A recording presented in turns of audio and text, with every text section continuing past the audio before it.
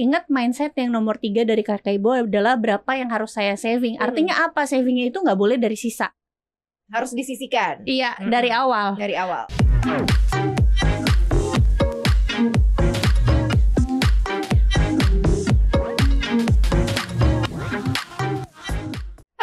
Cuan, apa kabar? Selamat datang di podcast Cuap Cuan. Lu berisikan gak sih kalau gue teriak-teriak? Enggak ya? Enggak dong. Biar semangat. Sobat Cuan katanya, berisik banget. Enggak dong, biar semangat. Ketemu lagi bareng Maria Katarina dan juga Olivia Louis, financial experts-nya CNBC Indonesia. Seperti biasa kita ada Talk with Experts. Hari ini kita bakal ngobrol tentang tips-tips keuangan buat Sobat Cuan.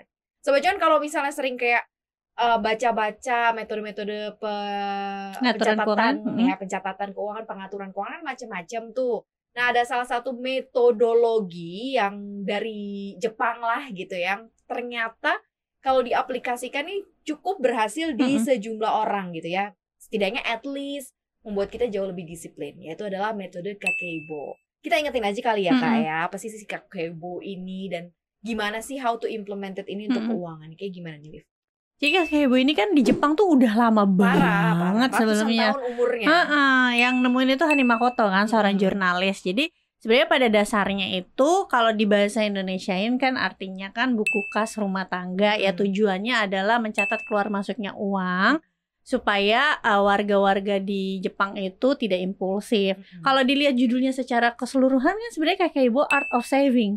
Jadi tujuannya sebenarnya mengatur uang supaya bisa saving seperti itu. Oke, jadi untuk supaya kamu lebih disiplin, lebih orientasinya ada untuk nabung ya. Berarti apa yang bisa diimplementasikan kan kalau mungkin kalau dari sisi karakteristik agak beda nih ya orang Jepang sama orang Indonesia, bener kan? Bener. Mungkin kalau di Jepang tuh memang mereka budayanya emang udah sangat-sangat teratur, terus mereka tuh orangnya lebih jauh lebih disiplin dan telaten gitu ya. Jadi mereka tuh memang lebih rigid dalam mengeluarkan uang, dalam menyimpan uang gitu. Karena memang ada part-part yang diurus negara, ada yang mereka harus part sendiri. Kayak misalnya mereka banyak sekali kayak apa ya, pajak-pajak yang mereka harus bayarkan, tapi mereka bisa balik ke diri mereka. Kayak misalnya kesehatan yang mereka lebih terjamin. Apalagi mereka kan angka harapan hidupnya sampai ratusan tahun di sana ya. Jadi seperti apa nih si Kakeibo ini kemudian bisa diimplementasikan dengan karakteristik masyarakat Indonesia nih, ya zaman yang sekarang suka banyak bocor-bocor alus kan gitu. Sementara kan ini kita harus lebih disiplin nih mencatatnya nih. Jadi sebenarnya kalau Kakeibo itu kan berangkat dulu dari sebelum ngatur uang, kita harus punya mindsetnya dulu nih. Ada 4 nih. Yang pertama kalau di Kakeibo itu pertama kita harus tahu dulu nih berapa yang saya punya uangnya setiap bulannya. Kalau ibu rumah tangga berapa yang dikasih suami setiap bulannya. Yang kedua adalah berapa yang perlu saya keluarkan atau belanjakan. Belanjakannya bukan shopping ya ibu-ibu, maksudnya ke pasar dan lainnya ya, kebutuhan. Livingnya ya. Yang ketiga adalah berapa yang saya harus saving ya. Balik lagi karena tadi di art of savingnya itu ada nih di dalam mindsetnya itu sendiri. Yang keempat adalah bagaimana saya bisa mengembangkan. Jadi contoh kalau misalnya sekarang uang dari suami nih misalnya bulanannya 5 juta. Gimana ya saya mau ngembangin saving saya? Berarti pengeluaran apa yang harus dikeluarin? Kurangin. Atau misalnya mau lebih dari 5 juta berarti apa sih yang harus saya kembangin? Misalnya jualankah di rumah? Jadi uang jajannya bisa bertambah seperti itu. Dari situ baru nanti berangkat kita prakteknya. Pantes ya kalau misalnya Sobat Cuan punya kesempatan menjelajahi Jepang. Di Jepang tuh nggak ada. Kalau kita kan kayak mau buka usaha ya udah harus cari jalan besar, harus cari tempat ramai, harus ada pasar. Tapi kalau pergi kayak ke desa-desa di Jepang tuh mereka ya buka toko aja. Jadi mereka kalau memang bisa untuk menjual sesuatu yang mereka punya, ya mereka buka aja gitu. Mereka nggak terlalu mentingin pasarnya tuh ada atau enggak atau seperti apa orang nanti bakal tahu. Tapi emang ternyata kecium aja gitu loh. Itu kayak wow, hebat banget sih. Nah, ada nggak sih kayak persentasenya kan kalau kita belajar nih sering banget ya. Kalau Liv kita kan juga sering ngomong ke Sobat Cuan 50, 30, 20. Kayaknya udah itu kalau si Kakeibo ada nggak sih presentasinya dari 4 itu? Nah, tadi setelah mindset kita masuk ke prakteknya. Balik lagi namanya juga terkait dengan pencatatan keluar masuknya uang. Jadi harus bikin anggaran keuangan nih secara prakteknya. Jadi kalau pengeluarannya itu di dalam Kakeibo dibagi menjadi 4. sebenarnya mirip-mirip aja, cuma bahasanya doang yang lain ya. Yang pertama itu survival. Survival ini seperti pengeluaran untuk kebutuhan pokok. Yang kedua ini opsional. Opsional tuh seperti keinginan, ya kan. Yang ketiga ini cultural. Kalau cultural tuh kalau kita baca artikelnya atau kita baca-baca web terkait Kakeibo ini, banyak yang memaparkan itu seperti misalnya membeli buku, belajar gitu ya. Itu tuh masuk ke cultural. Tapi menurutku kalau di Indonesia sendiri, karena kita tuh masyarakatnya masyarakat yang beragama, cultural itu juga bisa bagian dari sedekah. Iya, zakat sesuai dengan kepercayaan masing-masing. Terus yang terakhir adalah ekstra-ekstra ini seperti misalnya dana darurat, terus juga pajak tahunan yang sebenarnya pengeluarannya nggak rutin, tapi biasanya kita harus sisihin gitu kan. Betul. Gitu. Jadi stepnya ada 4 itu ya. Nah, secara persentase sebenarnya kalau Kakeibo sendiri tidak menerapkan yang kayak harus berapa persen. Cuma yang aku tahu yang relate sama metode Kakeibo ini biasanya adalah kalau teman-teman tahu envelope metode. Ya, betul. Ya. Di amplop-amplopin. Iya, di amplop. Aku pernah coba loh Kak dulu. Iya. Awal-awal aku belajar personal finance 2018, karena aku tuh tipe orang yang tidak bisa nabung kan ya. Kakak tahu sering banget aku ceritain. Jadi aku dulu ketika dapat uang bulanan dari suami, uangnya tuh aku tarik pas aku baru belajar tentang personal finance. Uangnya aku tarik kecuali bayar sekolah. Kalau bayar sekolah kan harus transfer ya. Aku tarik. Atau terus utility di rumah kan kayak listrik segala macam kan juga transfer iya. semuanya kan. Nah, aku bagi gitu kayak ke beberapa amplop Kak. Jadi amplop yang untuk ke pasar, amplop yang untuk beli beras, amplop yang untuk beli aqua, terus misalnya amplop buat beli buah. Pokoknya banyak amplop gitu. Dan tahu nggak sih hasilnya beberapa bulan itu pas aku nerapin metode tersebut ya, itu malah berlebih loh. Entah dari amplop yang A, entah dari amplop yang B gitu. Ibarat, nah ini juga kan sebenarnya yang diterapin sama Kakeibo. Orang Jepang itu biasanya lebih suka cash. Benar. Karena sekarang kemajuan teknologi aja. Mereka harus ikut. Betul. Kemarin kebetulan beberapa hari lalu aku juga sempat ada event sama salah satu direkturnya tuh orang Jepang. Pas ditanya juga mereka itu lebih consider investasi apa, to be honest jawabannya adalah orang Jepang tuh lebih suka pegang cash katanya. Iya, jadi belum mau lah investasinya cash is the king ya. Iya, cash is the king. Mereka lebih percaya kayak pegang cash gitu. Nah, itu mungkin kayak mereka udah membagi-bagi sesuai dengan kebutuhan teman-teman. Karena kadang ya Kak, kalau pakai persentase menurutku itu kan tergantung banget sama berapa banyak tabungan kita, berapa besar pendapatan kita gitu. Berarti ada ini ya kayak perbedaan psikologis ya ketika uang itu ada di tabungan gak kita tarik dan kita akhirnya jauh lebih impulsif mungkin ya karena kemudahan gesek, berbeda sama kalau kita tarik semua. Ya udah nih uang ini yang boleh dipakai sama yang nggak boleh dipakai gitu, yang boleh kamu beliin sama yang kamu tabung tuh kelihatan gitu betul. Ya uang yang memang misalnya untuk beli aqua galon setiap minggu, ya pasti amplopnya dari amplop itu dong. Iya betul. Ya kan tiba-tiba aqua galon atau gas apa gitu. Betul. Tiba-tiba ternyata minggu ini lagi nggak banyak gitu ternyata pakai aqua galonnya. Tiba-tiba ada lebih yang tadinya misalnya pesan aqua galon 5, tiba-tiba minggu ini cuma 4 aja gitu. Oke, I see. Sebenarnya jauh lebih bisa keimplementasinya ya. Jadi lebih kelihatan karena duitnya diambil gitu. Betul. Dan waktu itu kalau pengalaman kamu ngerasa bahwa ternyata ada tapi semua kebutuhan udah tercukupi. Betul, iya, tercukupi dan nyisanya sih lumayan ya kalau buat ibu-ibu. Wah, bisa dipakai bbuat jajan, beli-beli kerudung atau beli apa itu bisa loh. Oh, kenapa ya? Faktor apa ya yang waktu itu mungkin Olive rasain sehingga ngefek ternyata karena belinya itu ada sisanya ketimbang kalau ditaruh di bank. Belinya benar-benar sesuai kebutuhan.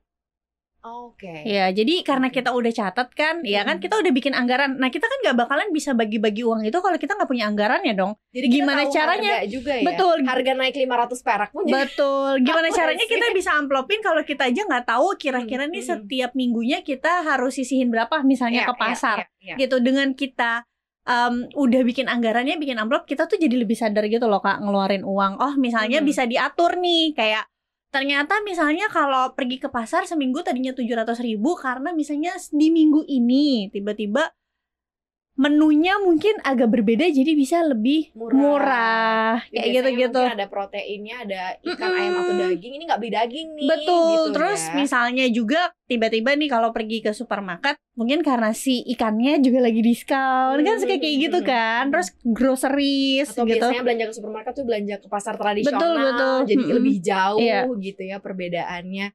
Wah, bisa nih dicoba nih ibu-ibu, khususnya yang belum terlatih membagi-bagi sesuatu yang di tabungan ya. Iya, Karena sama mau merubah habit ya, kayak aku Bener tadi sih, yang bener tadinya sih. tuh aku bener-bener aduh nggak bisa nabung deh Sobat Cuan. tapi ternyata begitu Iya. mencoba dengan metode Iya. kakek ibu ini, malah justru ada sisanya Iya. gitu. Dan sisanya sebenarnya kalau nggak mau dibelanjain, dibalikin lagi ke tabungan juga Iya. bisa, atau dibeliin aset investasi Betul, jadi juga dana bisa ya. darurat para mami-mami Ih, yang bener terpisah banget. dari dana darurat yang suami. lain gitu ya. Nah, sejauh mana sukses story mungkin yang udah Olive baca di Kakebo ini kemudian bisa membantu setidaknya menstabilkan posisi keuangannya si masyarakat Jepang gitu kan. Karena kita juga tahu bahwa mungkin ada beberapa hal yang harus kita persiapkan. Memang angka harapan hidup kita nggak jauh lebih panjang dari orang Jepang ya. Harusnya sih PR kita nggak gitu sepanjang mereka ya. Kalau aku lihat sukses story-nya kalau untuk warga Jepang sendiri tentu ini maksudnya sangat bisa diimplementasikan ya. Bayangin mereka even tua aja banyak yang tidak bergantung sama anaknya gitu. Nah, gak kalau ada sih secara culture budaya juga mereka gak bergantung anak kan? ya. Nah, kalau di Indonesia memang masih cukup PR ya untuk diterapkan gitu, karena memang literasi keuangan di Indonesia sendiri itu juga cukup rendah, dan menurutku banyak orang Indonesia yang masih belum bisa membedakan mana kebutuhan mana keinginan, even yang sedasar itu, even yang sesimpel itu gitu. Oke, sekarang kita langsung aja deh praktek ya. Kita belum pernah sama sekali nih belajar dan menerapkan metode Kakebo. Kalau jenis konsumsi kan macam-macam ya. Ada konsumsinya di makanan, ada konsumsi transportasi, bensin ya kan, ada konsumsi misalnya macam-macam deh gitu. Gimana startnya untuk memulai metode Kakebo ini? Mana dulu nih yang mungkin bisa kita keluarin, mungkin jadi cash terus kita bagi-bagi, dan mana-mana yang harus didahulukan misalnya. Masukin ke save. Misalnya ada aku dapat gaji suami 5 juta taruhlah gitu ya. Aku tahu nih bayar listrik aku misalnya 500.000, terus bayar ini 500.000. Oke, sisanya jadinya ada 3 juta taruhlah ya. Itu untuk makan, untuk saving masuk di dalamnya gitu ya. Ada yang soal keagamaan dan lain-lain sesuai dengan metode Kakebo. Itu gimana tuh, Liv? Dari nominal itu tadi, setelah mungkin dipotong biaya-biaya utility ya, kayak misalnya bayar listrik atau lain sebagainya.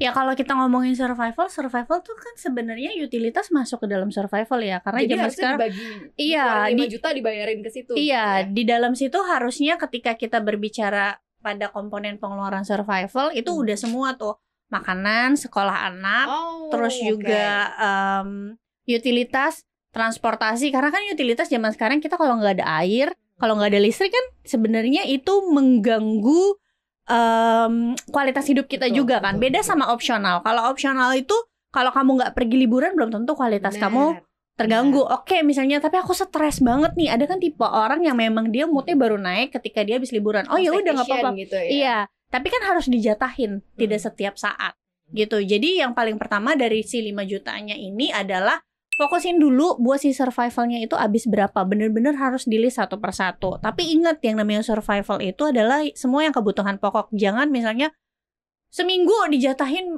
karena ini makan, tapi makannya misalnya di luar gitu, di tempat yang sebenarnya nggak perlu-perlu banget kamu makan di situ gitu.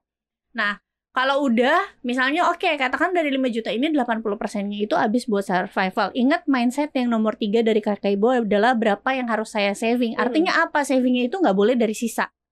Harus disisihkan. Iya, dari awal. Dari awal. Harus disisihkan dari awal gitu. Ya udah, start aja dulu untuk teman-teman yang baru mulai, berapa yang bisa komitmennya setiap bulan. Misalnya 10% dari pendapatannya teman-teman. Tapi kalau dirasa dari 500.000 ini nggak bisa sisihin 10%, coba deh di breakdown lagi, ada nggak yang bisa dikurangin dari pengeluaran survivalnya ini. Gitu. Justru malah ketika dibagi survival optional gitu ya, dibagi dengan sesuai metode Kakebo, tadinya kita nggak tahu berapa persen sih konsumsi kita dari gaji sebulan, malahan bisa jadi ya. Tahu ya. Malah jadi tahu misalnya kayak listrik sekian, bayar makan sekian gitu ya, mungkin bayar asisten rumah tangga, buat bensin, buat apa, karena didetailin. Oh ternyata konsumsi saya udah 20% gitu. Atau jangan-jangan bayar ART susurnya udah lebih besar daripada kebutuhan pokok yang kayak makanannya. Bener, bayar ART lebih gede ternyata daripada makan sebulan. Karena ada ART, supir, suster. Bener, karena itu dijumlahin makannya lebih dikit daripada itu ternyata. Nah itu mungkin bisa dicek tuh, apalagi untuk Sobat Cuan mungkin yang selama ini nggak tahu konsumsi saya berapa banyak sih. Dan terus untuk saving, kayak pay yourself first ya. Jadi mirip. kayak bayar pertama Betul. buat diri kamu gitu. Dan mungkin aja kali begitu semuanya udah di breakdown, tadinya cuma nyisihin 10%, ada sisa dari amplop Betul, ini masuk ternyata semua bisa. ke Iya. situ ya. Jadi ya sangat-sangat memudahkan gitu ya. Tapi ternyata menariknya si metode Kakeibo ini pun juga tidak menutup si opsional ya. Iya, tidak menutup. Kamu boleh leisure. Betul. Kamu boleh membeli keinginan Betul. kamu gitu Kan ya. kita kan ibaratnya harus menikmati juga hari ini ya. Tapi menikmatinya itu harus tetap ingat bahwa kehidupan kita itu masih panjang loh ke depannya, apalagi yang punya keluarga nih. Mungkin kalau yang sendirian aja gitu, ya banyak kan sekarang yang memutuskan untuk sendirian aja Di gitu. Jepang banyak Iya. banget yang single. Ya nggak apa-apa kalau memang dia merasa balik lagi tadi kan kalau kakak juga bilang karena kamarnya sempat lama ya di Jepang gitu, tinggal di Jepang. Mereka itu dari pajaknya sudah dipotong yang dimana bisa memenuhi ibaratnya kebutuhan, bukan kebutuhan secara pokok ya, segala sesuatu yang penting di masa yang akan datang. Nah, sedangkan kalau di Indonesia tuh belum sampai seperti itu. Memang kita ada BPJS dan lain-lain, tapi menurutku belum segitu mencukupinya. Jadi memang PR-nya kita masyarakat Indonesia adalah kita harus tetap nyisihin nih untuk kedepannya gitu. Kecuali kalau misalnya negara motong pajak kita lebih gede, mungkin kita boleh deh agak-agak santai. Pajak. Nah, itu dia. Terutama kan yang punya anak itu sekarang itu apa-apa kan makin mahal ya gitu. Itu sih yang harus dicoba untuk bisa apa ya Sobat Cuan pahami gitu terhadap metode keuangan. Tapi ternyata ini juga yang kayak gini-gini malah jauh lebih berhasil ya. Mulai starting deh mungkin di gajian bulan ini gitu ya, untuk tahu dan lebih mendisiplinkan diri Sobat Cuan juga kali ya. Karena mulai jangan ditunda-tunda ya. Nah, ada satu yang nggak ada, kayaknya beban ya. Hutang apakah dimasukkan juga nggak sih di metode Kakeibo? Nah, itu dia. Kan kalau misalnya kita lihat dari 4 pos ini tuh sepertinya tidak ada ya. Karena ini kan dibuatnya itu Kakeibo tuh tahun 1902 ya. Mungkin waktu itu kredit itu belum terlalu diterapkan. Maksudnya belum banyak diimplementasikan di dunia gitu ya, di belahan negara manapun. Nah, kalau menurutku hutang itu masuknya di mana di antara 4 ini? Tergantung. Kalau KPR menurutku masuknya di survival. Oke. Tapi kalau kreditnya konsumtif masuknya adalah di opsional. Tapi yang aku sukanya tuh mereka punya anggaran cultural itu loh Kak. Jadi kamu kayak bisa download sih atau bisa lihat ya gambar anggaran culture. Jadi gitu kayak culturalnya tuh nggak hanya cuma kayak sedekah atau urusan dengan keagamaan, tapi buku. Jadi ibaratnya orang Jepang tuh dituntut juga untuk mengembangkan diri gitu. Jadi masyarakat Indonesia juga harus kayak gitu. Mungkin masuknya juga cultural, bisa kalau kamu datang ke kawinan temen kamu. Betul hadiah gitu. Karena kalau mau datang ke kawinan Jepang minimal harus bawa 1,5 juta. Betul. Angpau gitu. Jadi emang anggaran cultural sih itu yang harus mungkin ada ya. Tapi kalau kita juga ada sih sebenarnya ya. Charity, sedekah gitu sekian persen gitu. Ya mungkin bisa dicoba Sobat Cuan ya, mungkin dengan berbagai macam perbedaan yang ada, perbedaan dari tradisi, cultures juga, tetapi mungkin ini bisa dicek. Kalau misalnya Sobat Cuan penasaran kayak gimana sih si Kakeibo itu, bisa cek di Google juga gitu ya. Gimana sih metode Kakeibo, gimana sih amplop-amplopnya itu dibikin gitu, dan seperti apa sih itu kemudian berhasil bisa bikin kamu lebih disiplin ya. Thank you banget udah dengerin Maria sama Olive. Hari ini jangan lupa untuk dengerin konten-konten podcast kita lainnya di aplikasi Google Podcast, Spotify, Anchor, dan juga jangan lupa follow akun Instagram kita di @cuap_cuan dan subscribe YouTube channel kita di cuap-cuap cuan. Like, share, dan juga komen. Kita pamit. Bye.